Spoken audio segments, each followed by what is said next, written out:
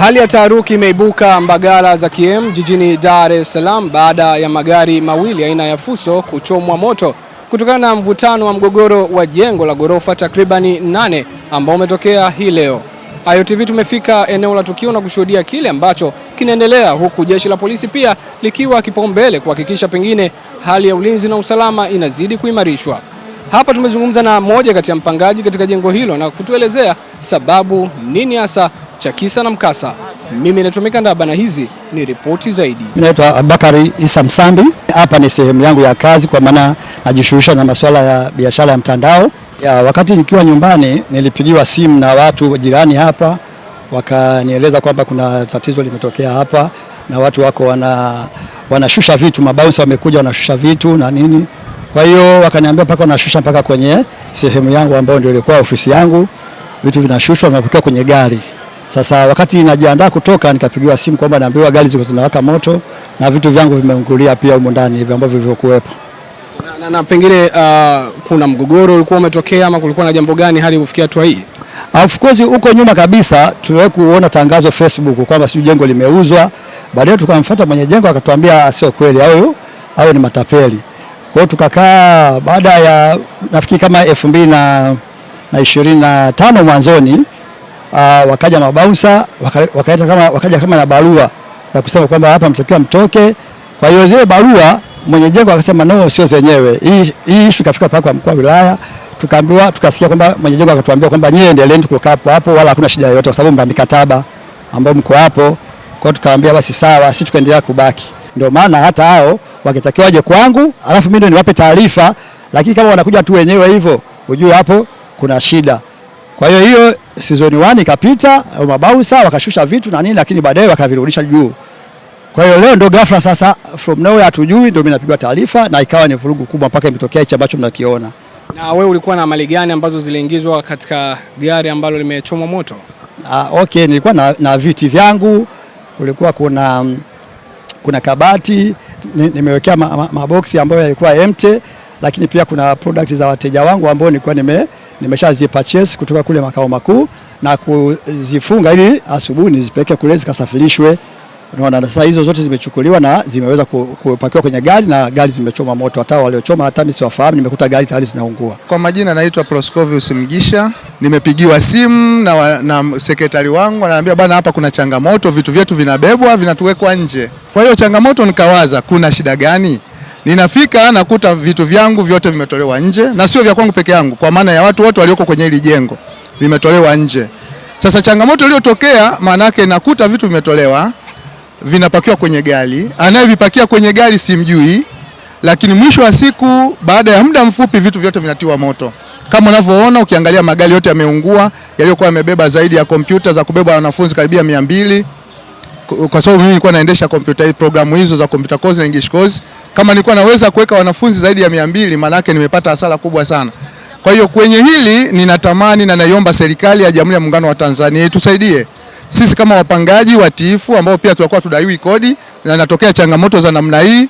Tunaomba kwa namna moja au nyingine serikali itusaidie, kwa sababu wanapotokea watu from nowhere, watu wajui, wanasema bwana tunahitaji vitu vyetu vyote vinatolewa nje, hatuwajui, wanachukua vitu vyetu vyote, alafu mwisho wa siku vitu vinaunguzwa moto. Kama unavyoona hayo magari ni changamoto. Maana yake hii ni hasara kubwa kwangu mimi, lakini na wenzangu, wapangaji wenzangu. Jambo ambalo tunajitafuta, hatuwezi kujua tutaanzaje tena maisha ni magumu. Lakini inapotokea changamoto kama hii, kwa kweli tunaumia zaidi. Hadi yanatokea haya, mmiliki wa jengo ama aliyekupangisha alikuwepo? Hadi inatokea mimi nimefika hapa, mmiliki aliyenipangisha sikumkuta, sikumuona. Kwa hiyo siwezi kujua kilichoendelea baada ya hapo, maana ilivyoanza kuungua vitu vyangu nikawa na hasira, nikabaki kukaa pembeni kuangalia kinachoendelea. Kwa hiyo sikuweza kufuatilia kinachoendelea. Kulikuwa na mabouncer na milio ya risasi kusikika? Yes, mabouncer walikuwepo na ndio hao walikuwa wanatoa vitu nje na kufuatilia huku nje kuweka gadi ili vitu vitolewe. Risasi zilipigwa pia ili kuwafanya muweze Yaani hiyo risasi kila mtu aliyekuwa hapo kwenye eneo hili alimesikia na ameona. Yaani hii haina ushahidi. Watu wote wameona kwamba kuna matukio namna hiyo yametokea na mambo yamefanyika. Kwa hiyo changamoto iliyotokea ni hiyo kubwa ambayo imetufanya sisi wote tuingie na taharuki, na ndio maana unaona hadi sasa hivi watu hatuna amani. Kwa majina naitwa Shabani Sefu. Ni meneja United Kigorofani kwa jina la mtaani ambao alizoea. Tukio hili lilitokea ilikuwa ni mida ya saa 4 kwenda saa 5. Mimi nilishtukia tu mlio wa risasi ulipigwa juu. Wakati nashuka chini kuwatoa watu huko ndani ndo naona moto umewashwa na muhusika. Kwa hiyo baada ya hapo mimi nikaona ni watu nizime umeme niwapigie TANESCO. Nashukuru Mungu TANESCO walikuja haraka wanikatia nyaya yangu mimi ambayo inaingia kwenye ofisi. Ndio hicho nilichokifanya mimi kwa juhudi zangu. Lakini pia nashukuru Mungu kwa msaada wa matroni, aliwapigia polisi na wakafika kwa muda, wakatupa msaada, tuko salama mpaka sasa hivi. Nashukuru Mungu tuko salama, ingawa athari ndio hizo tumezipata sisi kwa siku ya leo. Unaposema mmiliki alichoma moto, mmiliki kwa maana wa jengo ama mmiliki wa nini? Ni wanavyoambiwa mimi yule kijana ni ni baba yake ndio mwenye jengo. So mimi sikutaka kufuatilia, kwa hiyo nilikuwa na nafasi za kuwahi kufanya nini? Kufanya uokozi wa kundani watasipate shida, ili sasa watokea sehemu nyingine nikawatoa watu wote, ili kama kitokea jambo litokee likiwa hakuna watu walikuwa huko ndani. Upande wenu kuna majeruhi ama wewe mwenyewe ulivyoshuhudia kuna majeruhi ama mtu yote ambaye amekumbwa na changamoto? Majeruhi ni madogo tu, ni mtu alianguka akapasuka hapa kichwani kidogo, akatoka damu, lakini yuko sawa na ameondoka.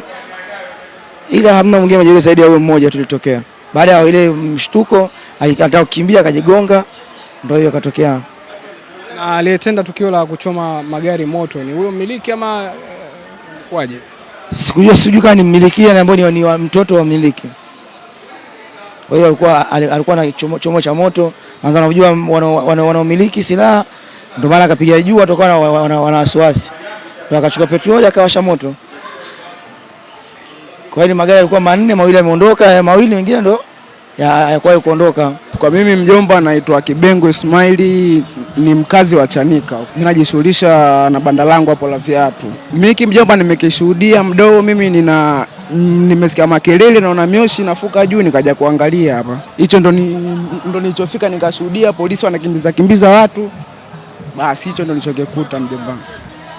Pengine ulijua changamoto ni nini mpaka imesababisha hivyo?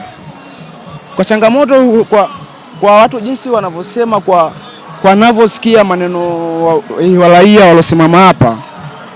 Kwa wanavyosema sio na alowasha moto ndo bosi, sio alikuwa anawadai wanaoama. Wenye hizo mali ndo alikuwa anawadai. Ndo wakawasha moto.